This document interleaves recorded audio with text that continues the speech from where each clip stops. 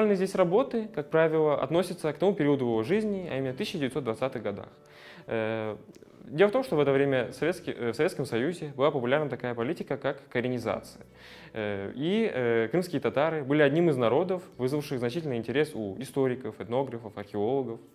В 1925-27 годах сюда организуется ряд исследовательских экспедиций, и Багаевского приглашают как художника-зарисовщика для того, чтобы отразить, в данном случае, по большей части, крымскую архитектуру.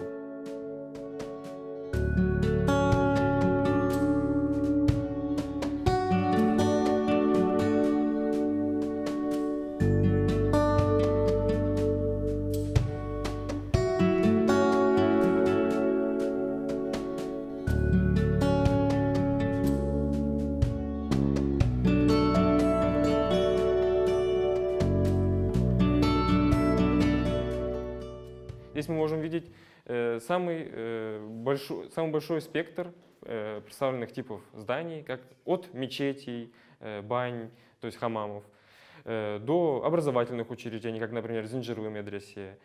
Более прочих, конечно, представлены также тюрбе или дюрбе представителей крымской верхушки периода Крымского ханства. Как ханов, так и беев, ну или других знатных представителей аристократии.